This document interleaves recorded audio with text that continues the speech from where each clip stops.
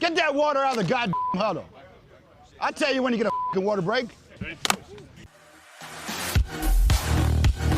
Welcome to the Buccaneers Observer Podcast. This is Ralph Phillips. I'm Molly Bay. Today is March 12th, 2020. 185 days to Buccaneers kickoff. How about that? Hopefully. Almost. It's right around the corner. Yeah, hopefully. Oh, boy, we got a lot of news to talk about today. This is going to be a long one, I think. We did our CTE podcast last time. That was a long one, one of our longest ones. We're going to touch on that a little bit. But we got a lot of news, a lot of Bucs news, a lot of news across the NFL. First, let's start off. Fact check and follow-ups. Fact check. The new CBA does not punish for the first 2 positive tests for marijuana. I had thought that they punished for the first and second one, but they don't. First and second one are basically punishment-free. Freebies, you know. From there, subsequent positive tests result in fines of a half a game check, 1 full game check after that, then 2 game checks, and then 3 game checks, and that's the max. Suspensions only occur when players refuse to cooperate with the testing procedures or they violate more than 7 times. Yeah, so Josh Gordon is out. Yeah, he's already hit his limit. Now, this is what I've gotten from the CBA.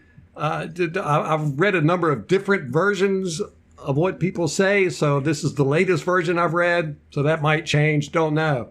Speaking of the CBA, that is due. The players are supposed to be done voting with it Saturday night at midnight. They extended that, right? Yes, and they do not want to extend it again.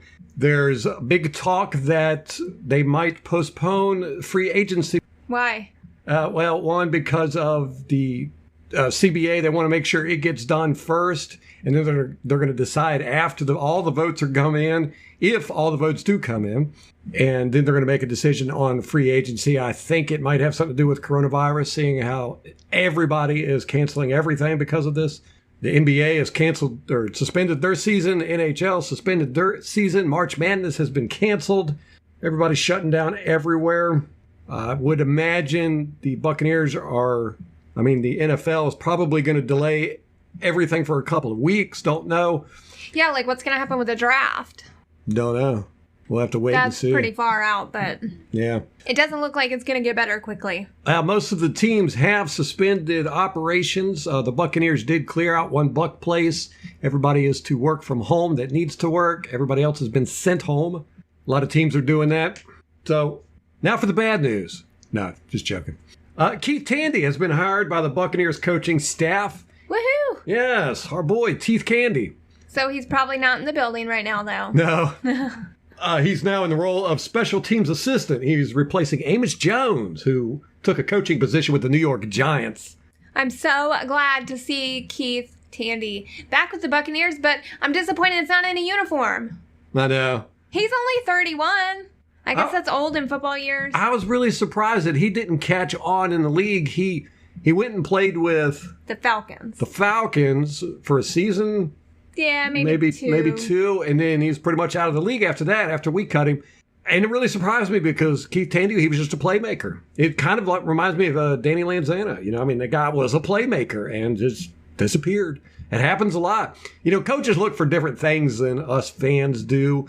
I guess they look for guys that practice well, and maybe these guys didn't practice well. I don't know. But for some reason, a lot of times, good players, guys that go on the field and make good plays, just don't make it in the league long. Weird. We had talked about the voting for the NFLPA, that's the NFL Players Association president. Well, ballots have been cast, and we got a winner. It was not Sam Acho, our very own linebacker. It was J.C. Tretter, the center for the Cleveland Browns. He is now the president of the NFLPA. And at some point before the vote, Russell Okung pulled out, right? Yeah. He didn't want to get her pregnant. Now, Tretter has an industrial labor relations degree from Cornell, which was kind of surprising. And I'm like, who could go against that and win? Basically, I don't think they were looking at his resume, though. That was a popularity contest. Might have been. Former Browns center Alex Mack has been voted the NFLPA treasurer. I was under the assumption that all of the people on the board had to be current players, but apparently not, just the president. The list of 2020 compensatory draft picks for each NFL teams was released Tuesday, and the Tampa Bay Buccaneers have received pick number 139 in round 4.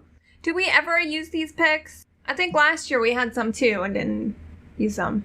I think you're thinking of the supplemental draft. Oh. This is compensatory. Isn't that the same thing? Nope. Oh, good Lord. How many drafts do we need? I know. The NFL is getting so confusing with the salaries and stuff. I want to touch on that here in a minute, but yeah, with the pick, nobody understands compensatory picks. Nobody. But the NFL apparently awards the value to unrestricted free agents or compensatory free agents that each team adds or loses in an offseason, and then awards 32 league-wide comped picks for the next draft to teams that the league deems have lost more or better free agents than they added. Now, officially, the Bucs were given a 4th-round pick after losing Quan Alexander, Ryan Fitzpatrick, Adam Humphries, and Adarius Taylor to free agency. But we did gain Shaquille Barrett, Brashard Perriman, and Bradley Pinion. So that all balanced out. How do you even weight inside linebacker with the receiver? Like, come on. Well, I think Shaquille Barrett should take all those. Yeah, fair enough. he was enough to get rid of everybody. So we got an extra pick in the 4th round. We'll see what we do with it, see if we trade it, whatever. Big news, ESPN's Diana Rossini, who talked about the status of the future Hall of Fame quarterback Tom Brady on the show Get Up, said that she talked to Tampa Bay, whatever that means. And that was the phrase that she said. I said, I talked to Tampa Bay. Tampa Bay is not really a thing. Yeah. Tampa is a thing. But even then, how would you talk to Tampa? But she went on to say, I talked to Tampa Bay, and they would love to have Tom Brady. They're willing to give Tom Brady the things he needs, he wants, and some of those things Brady wants is control of the roster. He wants to be part of at least making decisions on play calling. And that was kind of big news. Okay. Why would you give any player control of the roster? That is just crazy to me. Because it's Tom Brady? Not even Tom Brady. I'm not doing that. Nope. You're a player. You're not a GM. Tom Brady has more. I get giving him input. Hey, Tom, who do you like at this position? But control of the roster, that's... Yeah, that'd be basically kicking Jason Light and Bruce Arians to the curb. Yeah. I mean, and there's got to be a clear delineation of responsibility here on a team. Yeah. And to muddle it with a player, I'm not a fan. Well, the guys at Joe Buck's fan, they talked to their sources at One Buc Place, and they claim that Rossini is not correct in what she said. However, they were kind of like, who did she talk to? We don't know. Nobody knows. And they're really the only people that can speak for the team are the Glazers. And they don't think she talked to the Glazers. But we don't know because the Glazers have gone outside of their management team before to hire people. They did that with John Gruden. Well, that was a different circumstance, wasn't it? No, well, this is a bigger one. I mean, Tom Brady is bigger than John Gruden. Well, Tom Brady is the biggest free agent I've ever seen. If he does become a free agent, we'll see about all that. But yeah, I mean, if they want him, the Glazers will most likely do it themselves. They're very secretive, and they wouldn't want anybody else knowing about it. So it wouldn't be surprising. But I can't see Rossini having an inside track with the Glazers and them telling her that. So, all right, we know that the franchise tag has been extended to Monday the 16th. That's also the first day of legal tampering. And then March 18th is the start of free agency at 4 p.m. That's the way things stand now. I would bet a lot of money that things are going to change. If the CBA does not get done Saturday night, if they make a decision on the coronavirus, they're not going to want to have a bunch of people running around signing free agents. Scouting departments are already closed and told to be working from home. They're not going to be traveling. So how are you going to get deals done?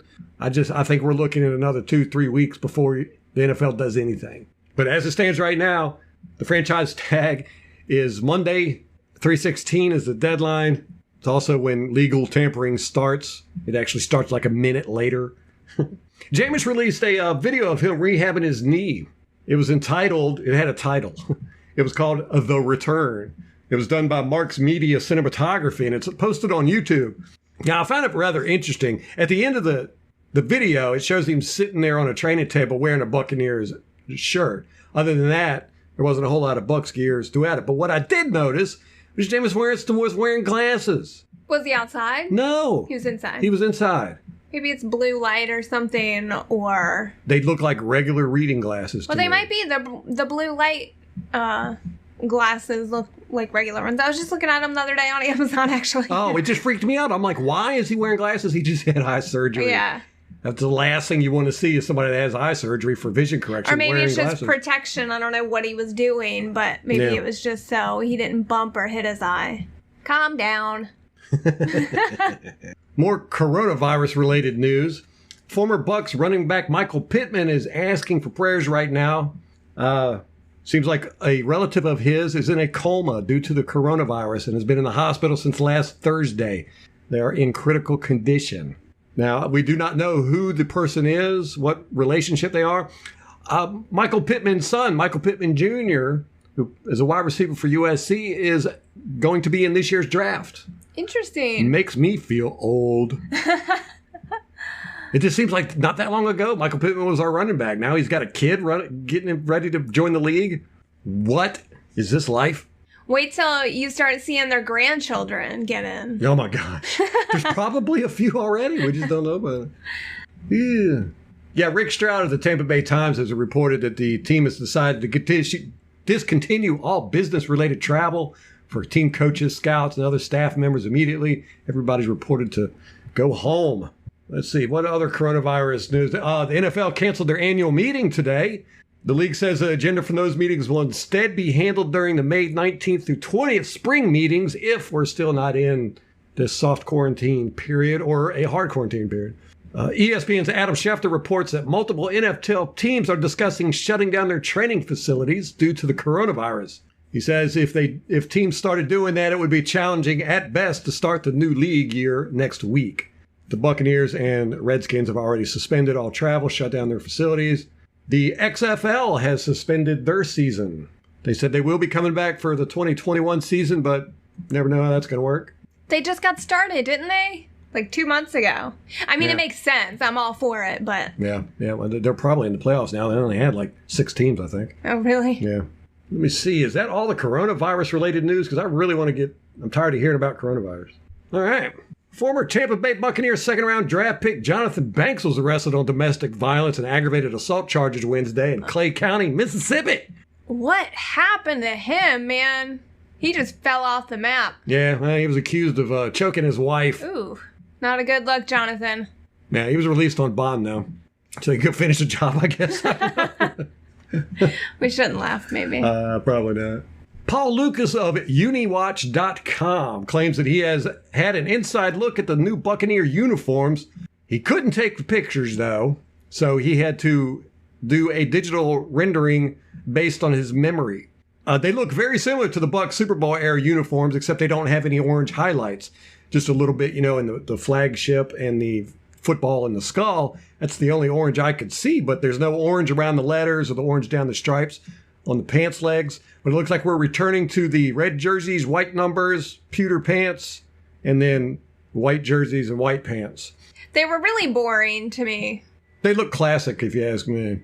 I liked them. The only thing I didn't like about them, there's 2 things. One, it looks like they're going back to the old word mark with a little bit of a modification. It looks like the word mark is going to be solid now instead of having the black and white inside of it, which really makes me sad because I love the new Buccaneers word mark. If you listen to this podcast, I think it's a work of art. And the chrome grill is gone from the helmet. It's going to be black.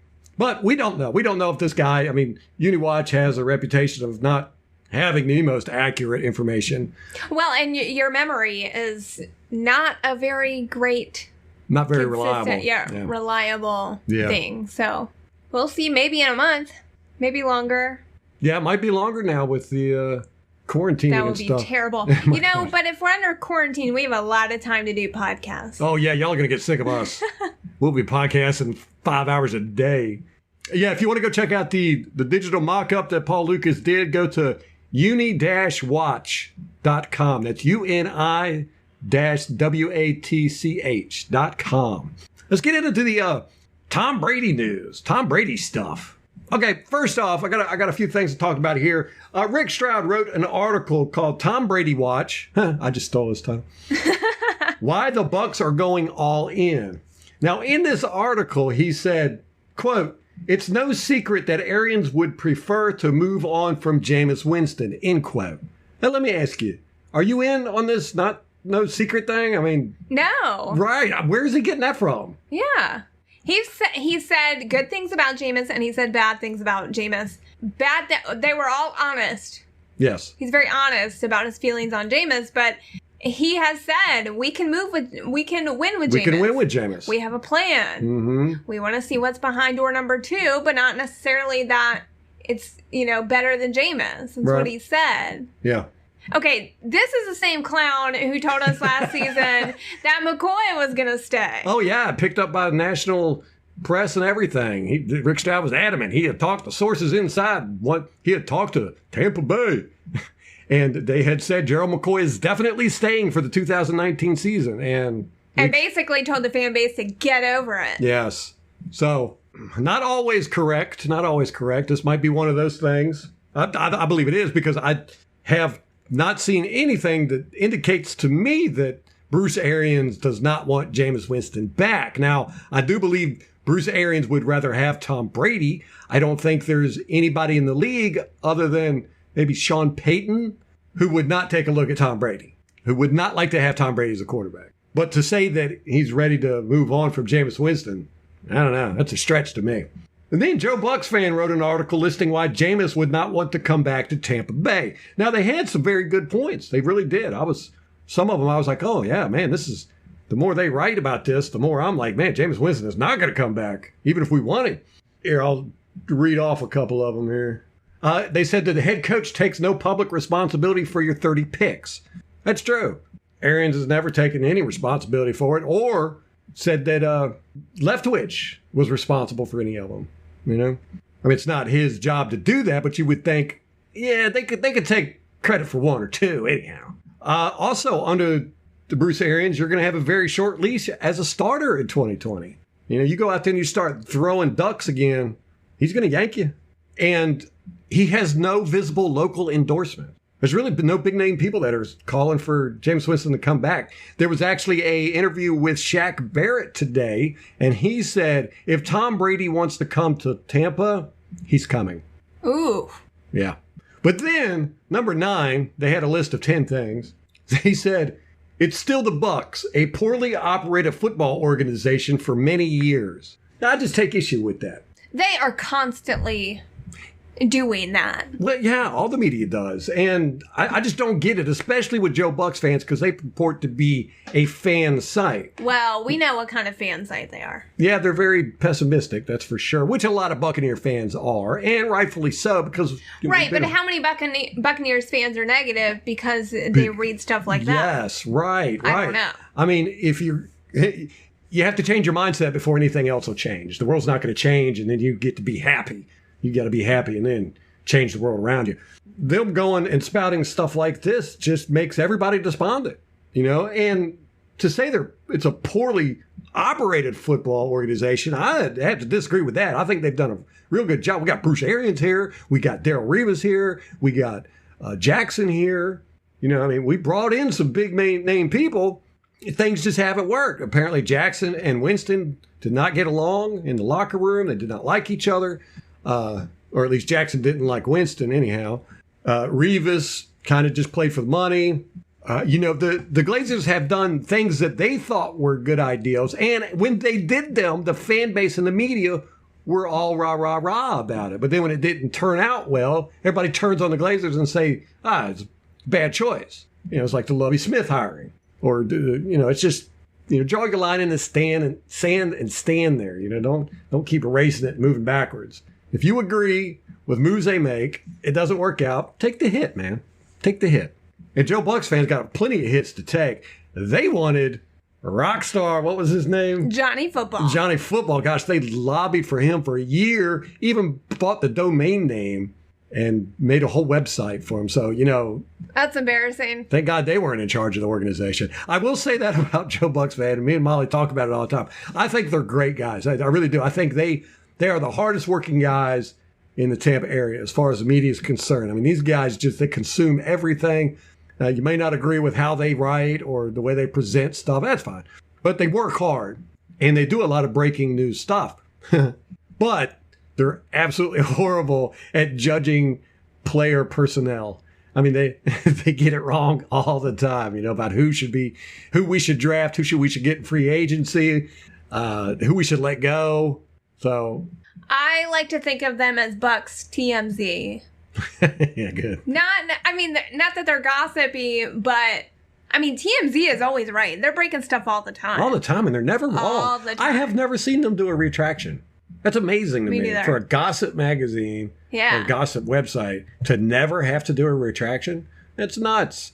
I don't even think they've lost. Well, I know they lost a suit, but it wasn't because of libel.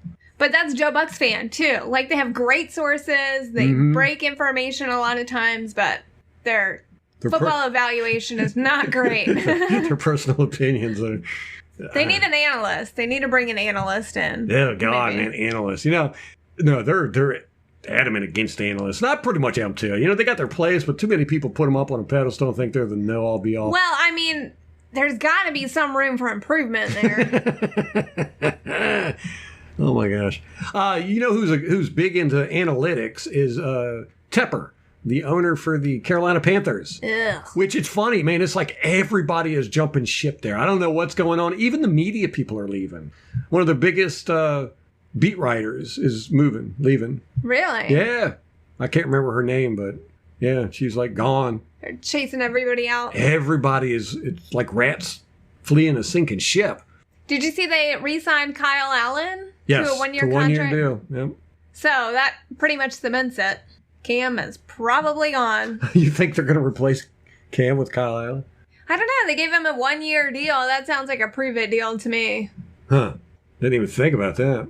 But yeah, I'm going to do a write-up on the analytics across the league. A lot of teams have really gotten into the analytics aspect of it.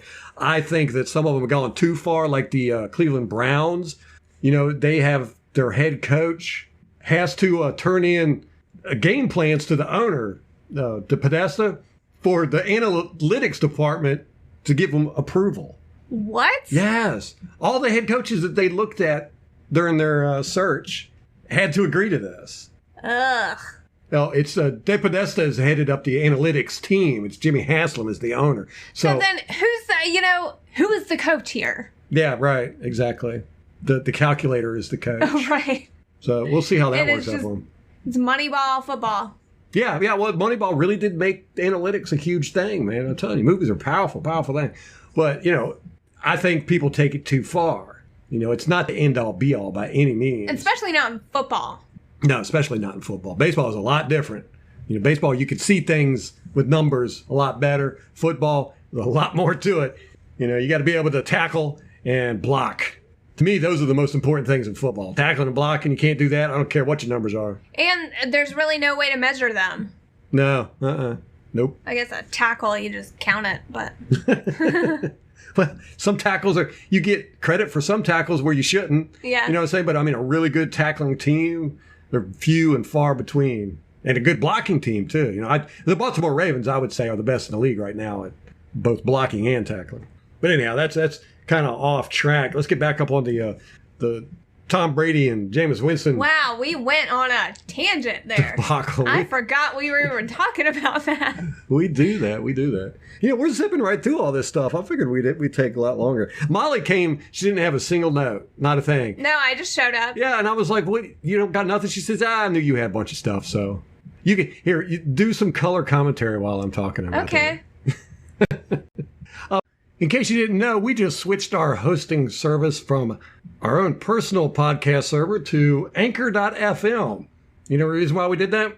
There was a myriad of reasons for it, Ralph. Well, number one, it's free. Number two, it is so easy. Even Molly could do it herself theoretically, but she's not going to. Are we going to do that in every ad? We are. That's the joke. That's the joke. It has creation tools that allow you to record and edit your podcast right from your phone or your computer. We've never tried the phone thing. We're going to do that one day. Maybe on the road if we ever travel. Yeah. But you can make money from your podcast. There's no minimum listenership. And it's basically everything you need to make a podcast all in one place. But the good part of it is they got an app. So download the free Anchor app or go to Anchor.fm to get started. Pat Kirwan of Sirius XM NFL Radio had some really good points about the Brady coming to the Buccaneers. And I'm going to be honest with you. I am shifting in that direction very hard. Not only in I think it's possible and I think it's almost likely, but I'm kind of wanting it to happen. I'm not going to lie. I would buy a Tom Brady jersey. Oh, yeah. Well, that's one of the things. I mean, think about the national attention we would get. Oh, yeah, absolutely. The stadium would be filled, packed on opening day. He definitely has that mentality that Arians looks for, the ability to get into a huddle, take command, hold his people accountable. Yes. And there was a number of things. One of the reasons why I said that Tom Brady wouldn't come to the Buccaneers or wouldn't be a good fit, as we like to say it, is because Bruce Arians' offense just requires too much down the field throwing. And Tom Brady's, while he can throw down the field, he just can't. He's not going to do it, 400 times during a season, 300, whatever, how many times. There's a lot of down the field throws. And, Bruce Arians likes those deep shots. Tom Brady is more of a kind of a West Coast offensive guy. He likes these timed routes. He throws these short passes, hits guys in stride. And that's just not Arians' offense. So we would have to change our whole offense. And then I thought, well, we'd also have to change our whole offensive line because these guys, Tom Brady's not used to getting hit, and not that our guys are bad, but Jameis Winston was sacked 40-some times last year. So, and of course they all weren't on the offensive line. But I'm just saying we would have to beef up our offensive line a little bit. Tom Brady's always played against a premier offensive line. But we don't have a premier offensive line. We got above average. It's not premier. So those were the reasons why I was thinking. But here's what Pat Caroline had to say. He said, number one, I think of all the guys that are out there, coaches that could potentially be on Tom's list, I would think Bruce will be an intriguing guy for him. He said Bruce is going to let him be himself and do his thing and all that business. Number two, they have big weapons in the receiver group. Didn't think about that. You know how alluring that's got to be for Tom Brady to have Mike Evans, Chris Godwin, possibly Rashard Perriman, Scotty Miller. I mean, come on, he's never had that type of receiving core, ever. I mean, Randy Moss is the biggest name he ever had on there. He had Antonio Brown for, a game or two. But to have these established, these guys can catch a ball no matter how you throw it. He's always had a receiver carousel. Yes. Everyone on that team. I mean, he's been the staple of that team for 20 years. Mm-hmm. Yep. Yeah, he's been the only one. Number three, he says, I would think that he's going to let Tom basically install an offense. I don't think that's true. Like a Peyton Manning situation when he went to Denver. I don't think they're going to force an offense down Tom's throat. I think they're going to let Tom develop what he wants to do, and I'm sure he's going to meet them halfway with things that are on their mind. So from the coach/player relationship, that's a passing grade for Brady. So from the talent he's throwing to, that's definitely a passing grade. Not so much maybe in the Bucs offensive line, but Tom in a lot of ways has helped linemen. He's a midline thrower and the ball's out of his hand. So maybe a bunch of linemen that didn't look as good with the indecisive level of Jameis will look a lot better with Tom. Now, the last piece of it is when the dust settles and all the BS is gone, how many teams are really after Brady? Now, this Tampa thing, we've got a lot of empty seats and they've got a young quarterback they're kind of disenchanted with. So it might be the right plays. I'm not here to promote it. I still think he should go back to New England.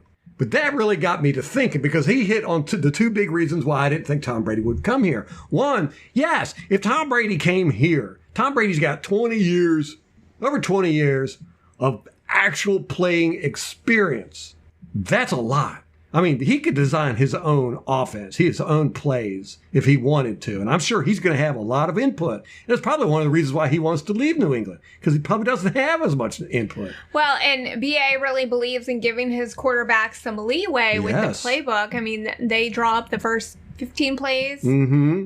Yes, the quarterback gets to pick his favorite plays in Bruce Arians' offense. He wants the quarterback to feel responsible for every play he goes out there with. And I think a coach and that would be perfect for Arians. And Arians, Byron Leftwich is the offensive coordinator. Now, this system that's in there is predicated on Bruce Arians' system, but it's not Bruce Arians' system. It's Byron Leftwich's system, who is using Bruce Arians as a base.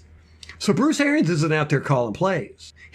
When he came to Tampa Bay, his big thing was, I'm delegating everything. That's why he got all these coaches and he got Byron Leftwich to come in to be the offensive coordinator. Bruce Arians is basically a manager now. It's his system, but it's the foundation of his system. Leftwich is doing his own stuff with this. I don't think he would have a problem whatsoever with Tom Brady coming in and making his own plays, and making half the calls his plays. I think Bruce Arians would be actually thrilled with it, to be honest with you. I think he would love to work with Tom Brady.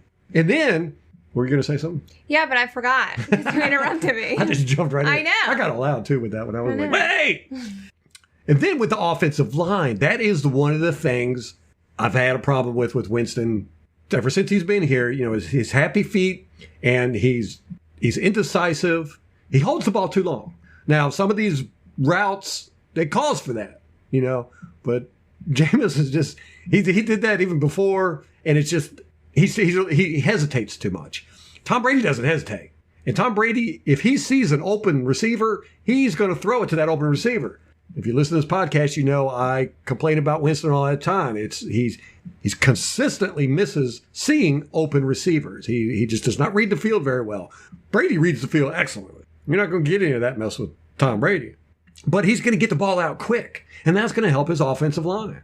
I think our guys can hold any defensive lineman for 2-3 seconds. It's these 4 and 5 second things when Winston's holding the ball that those become the issues. So actually, when I started thinking about all this, I was like, wow, it would bring national attention to the Buccaneers. Everybody would be talking about it all offseason. We'd get national games probably just so they could see how Tom Brady plays in the new system, new team and all that. Everybody be talking about the Bucs on every show all the time. It'd fill the stadium up. We'd get fans nationwide. It would really bring in a lot of fans. A lot of people are Tom Brady fans. Not necessarily Patriot fans as much as they are Tom Brady fans. I think a lot of people really hate Tom Brady too. Well, yeah, if you've already got a team, you hate Tom Brady. But a lot of people have become fans of the NFL through the Patriots dynasty. And a lot of those people are really fans of Tom Brady. So they might come with Tom Brady. And I think people will be watching to see the answer to that question. Big question. Is it Tom Brady or is it Bill Belichick? That's right, because if Tom Brady's going to come to an established good coach. It's not like he's going to be going to a new coach in, Cleveland or someplace like that he's not sure of. I mean, he's sure. What you're getting with Bruce Arians, and you know what kind of coach and how he disciplines and how he administrates and all that good stuff. So Tom Brady's going to come basically to not necessarily another Bill Belichick, but that same comfortableness of knowing that your head coach knows what he's doing. So that's a big pull. Now, John Gruden out in Vegas has a kind of the same pedigree, but we're not really sure. He was out of the game for a long time. And, the Raiders, they had some issues last year. Not as bad as we thought they were going to be, but, they had some issues. But still, John Gruden and Bruce Arians, I think, are the two coaches that Brady would want to go to. So, yes, the whole nation's going to be looking to see who was it? Was it Tom Brady that made the Patriots great, or was it Bill Belichick? Everybody wants that answered. And Brady can't go to a team that's in disarray with a new head coach, or even an unproven young coach, somebody that's been there 2 or 3 years. He needs to go to an established, good head coach team. And I only see John Gruden and Bruce Arians as those two options. So it's going to fill the seats, give us national attention, bring us a boatload of new fans. It's going to make our offensive line look better. Tom Brady's definitely got to be salivating, thinking about throwing to Mike Evans and Chris Godwin. Good Lord. I'm on board with it. I've always had a lot of respect for Tom Brady. It's hard not to as a fan of the game. Yeah, definitely is. He got 6 rings. I know, right? Been to the playoffs 11 times in the past 11 years. And that's what he wants. That's his goal every season is a ring. Yeah. Yeah, you are not, he's not going to come here and just get a paycheck. And he's not caring about Pro Bowls or All Pro or... Nope, he wants that ring. He wants to be the championship of the world. That's my favorite Tom Brady quote. Hey, Tom, what's your favorite ring? The next one. So, I'm juiced. I'm amped. Well, now you're going to be all sad if it doesn't happen. Yeah, you need true to temper your expectations a little. I know. But, at the same time, I don't want to get rid of Jameis. I don't know. It's a catch-22. But, God, it's going to be expensive to get Tom Brady. But then again, he's never gotten a big contract. He's always have been team-friendly contracts. I mean, I think last year he was, $25 billion or something like that? It's ridiculous. For his caliber, I don't know if him going into free agency is because he wants more money, but I don't think so. I mean, between him and Giselle, they're probably close to billionaires. Yeah, I don't think they need it. If he needed it, he would have gotten a big contract a long time ago when he was in his prime. Yeah, he's always been focused on winning the championship. He don't care. It's the game. It's the game. And that's why he's so good. So anyhow, found that interesting. All right, enough of Jameis talk, enough of the Tom Brady talk, enough of coronavirus. Let's get more good news. Here we go. Jordan Whitehead, my boy. Safety for the Buccaneers. He's on the list of top 25 top performance-based paid distributions for 2019. He clocked in at 19th on the list, and he's receiving an extra $313,985 this year for being such a badass. Good for him. Yeah. So he had a lot of incentives in his contract and hit them. I guess that's one of the things I wanted to talk about. I have no idea how these contracts work. What is this? Performance-based paid distributions? I don't know. Was that incentive? Yeah, that's what it sounds like to me. Okay. I didn't know if it was like something the NFL does league-wide. I'd never heard of it before. But if it's incentives, and I wonder why McCoy wasn't on the list. Did he didn't get any of his incentives last year, did he? I don't think so. It was Pro Bowl, maybe like 6 sacks, I think it was. Showing up for training camp, maybe. Got that one. Yes, I think he did get that one. Passing his physical. All right, real quick. One more Brady-related thing. Tom Brady thing. You got Brady on the brain. I got Brady on the brain. It's a good thing to have on the brain. Make me a winner. Both Evans and Godwin eclipsed the 1,000-yard mark last season, so Brady would love to come here. We've been talking about that. Love to come and throw to those two guys. But there might be a problem. It might be uncomfortable between him and Godwin. Why? Because Tom Brady's number 12. Oh. And Chris Godwin's number 12. Nope, you're Godwin. You give that shit up. Done. No question. Well, if it was just a number, that'd be fine. But it's not like Godwin just chose this number at random. He's worn this number since high school. Too bad. Give it up. Probably what had happened is Brady will pay. Yeah, it'll be like a Revis and Barron. Yeah. And it'll probably just be temporary, too, for however long Brady's contract is. But yeah, Brady would definitely get the number. But yeah, with Godwin's star on the rise, it's going to be hard for him to give that number up. It's not like, Barron. Barron was relatively unknown. Godwin has made a real big splash last year, and he's starting to make a name for himself. And yeah, but it's Tom fucking Brady. Sorry. I'm going to have to bleep that out. It's the GOAT. It's just a sign of respect. He's like a football, especially if you get the chance to play on his team. Oh, I know. Have him throw to you? Yeah. It's going to be like Golston following around Sue, but like the whole team is just going to be chasing down Brady right on his heels everywhere he goes. I would too. Hell. Man, could you imagine training camp is going to be nuts if Tom Brady's there? That place will be packed. Probably not with coronavirus. We'll all be dead by then. Oh, my God. I tell you, Molly has been so freaked out over this coronavirus. She's got me freaked out over it. No. You said I'm a little freaked out, and so that freaked me out. You started it. Yeah. Well, I was freaked out about a week ago, and, I started preparing a week ago for soft quarantining, and Molly has now informed her work. She's going to be working from home for a while. Just going to see how this plays out. It's a good thing. It's a smart thing to do. It's, it's not that the disease is that deadly or anything of that nature. It's just that it's very infectious, and the smart thing to do is just not let it spread. And the best way to do that... Stay away from people. Yeah, just stay away from people. 2 weeks, boom, it could be done. 4 weeks max. So, of course, everybody at work was giving Molly a hard time about it today because nobody there thinks it's a big deal. They think I'm crazy. Yeah. Hey, here's my whole point. It exploded in China, South Korea, Italy. Why would it be any different here? Right. Come on. We're going to be the one country that's... Oh, it's not going to be that bad. We're different. We're Americans. America, bitches. Nothing could touch us. Come on. Get out of here. Well. Yeah, we'll see. But, everything's getting closed down, so why not just stay at home? We were supposed to go to a party Saturday night, and a couple of weeks ago, the hostess of the party said that a lot of people had not RSVP'd because there were so many events going on in the area. softball, hockey, and all that. She said today that a bunch of people had RSVP'd because everything was getting canceled. And me and Molly just looked at each other, rolled our eyes. We're like, that kind of defeats the purpose, you know? The whole thing is to not gather in large groups of people. So you're going to cram everybody into this house and have a party and get drink and slobber and throw up on each other. We're not going. Yeah, we rescinded our RSVP. You know, this podcast was not near as long as I thought it was going to be. We still didn't touch on the CTE clarification. Oh, yeah, that's right. Yeah. So we did get some good feedback, some not negative feedback, but a little critical, which is fine. We always appreciate the feedback because it helps to hear maybe where other people agree with us or where maybe we didn't accurately convey what we mean or maybe we're wrong. I don't know. Yes, we always like to be wrong, so let us know when we're wrong. Actually, Molly's not very good with that. She does not like criticism. Just from you. Me? Really?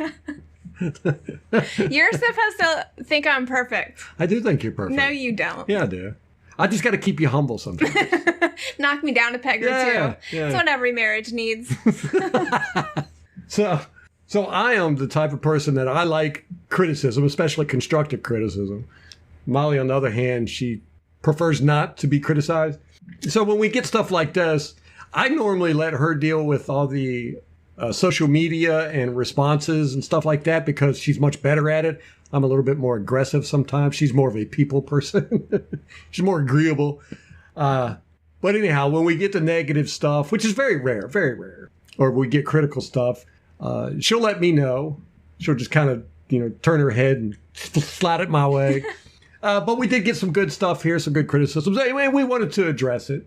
We just want to clarify that we didn't mean to say that concussions can't have ill effects or that we want people to get concussions. Did we come across that way? Well, you did say at one point, we don't know, concussions might be good. Yeah, that was hyperbole. Yeah, but I am. I use a lot of hyperbole when I talk. Try to make things entertaining. Concussions are not good.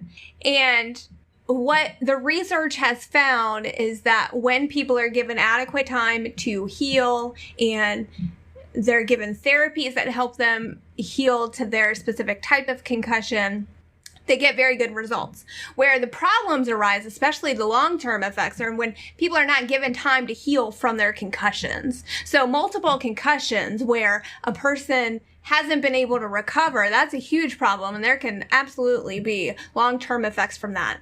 What our point is that there is not evidence that concussions cause CTE. Right.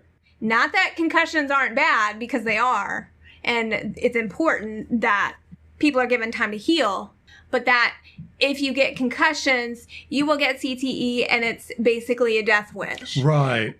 And our issue is largely with the fact that there is a lot of good science out there. There's a lot of information. Unfortunately, it has been overshadowed and drowned out by the bad science. Yes. Which has been hyped up by an irresponsible media.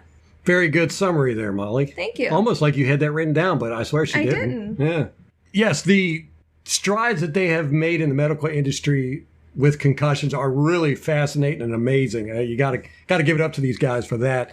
Merrill Hodge, the one who wrote the book Brainwash that we referenced when we were doing our last podcast, he ended up suing his doctor at Chicago when he was at the Bears because he got a concussion and the doctor talked to him on the phone and said he was okay to go back and play. And Merrill Hodge went out and ended up getting another concussion that ended his career. So he ended up suing the doctor for, that's pretty crappy medicine right there. You can't physically examine somebody over the phone. And now what the NFL has done is they've really gone head over heels with all this new science with the concussion industry, field, whatever you want to call it. And that's why you see guys taken off the field immediately. And then if they are diagnosed with a concussion, they don't go back in. They got to go through therapy. They've got to do all these things before they're able to get back and play. But they found that if you do this, and if you do give yourself time to heal and go through the therapy, then you can come back just as good as ever. So concussions are no longer a thing that's going to be a long-term detriment to your life. And we have no idea that if they cause CTE or not. There's no science behind that. And like we said, CTE has been proven to be caused by things such as obesity, inflammation, drug use, and not necessarily drug abuse, just drug use, especially opiates, and some other factors, stress, stuff like that. And CTE has not been shown to cause violence, depression, suicide, any of these things that you relate to CTE because of the media. So that's basically what we wanted to get out there. It was a really dense podcast, and there's so much information. Between the two of us, we had 12 pages of notes, and... in small fonts. Small font. So, yeah, we just do want to clarify that. We kind of got called out a little bit about being a little bit irresponsible with what we were saying about head trauma and concussions. And it made us realize, we didn't mean to not say that head traumas were not a good thing or not a bad thing or whatever. We were mainly talking about CTE itself. And I did throw out my theory about how, maybe the brain gets better, the more concussions they get, it gets more resilient towards concussions because our bodies are anti-fragile. So why wouldn't the brain be any different? That's just a theory, though. I mean, it's not grounded in anything whatsoever. But yes, what Molly said, I concur. If you have a chance, if you're interested, you want more information, read Brainwashed by Meryl Hodge and Peter Cummings. It was very good. A lot of information there. A really cohesive argument, too. Yeah, it was written really well, too. It's not like a dense manual on medical journal science or anything like that. It's actually a really personal story because, Meryl Hodge had concussions. He was actually out of the league because of concussions. And it affected him for years. Yeah, like 2 years afterwards until he got the job at ESPN. I think during this time at ESPN, he was having a difficult time. The ESPN gig kind of started his rehab because he had to use his brain more. Right. And also, his son had concussions. So, it's a personal story, but it's also told from a very objective standpoint, I thought. And it brought up a lot of points I had never thought of before. And Meryl Hodge is very adamant with youth sports, and he does not like the attack that's going on with that. So it's a great book. It's a good book to read. All right, that's going to wrap it up for us. We always appreciate your comments, so feel free to send them along. We're on Facebook, Twitter at Bucs_Observer. You can reach me by email at mollybay@buccaneersobserver.com or Ralph at Buccaneersobserver.com. Just one Ralph. What? Yeah. We're on YouTube. You can search for us there. Did I miss any? I'm sure. There's too many social media stuff. Too many. It's hard to keep track of all this stuff. Bunch of old people. What? That's how our quarterback's going to be if we get Tom Brady. Ready? Shoot! Maybe he'll sign your walker.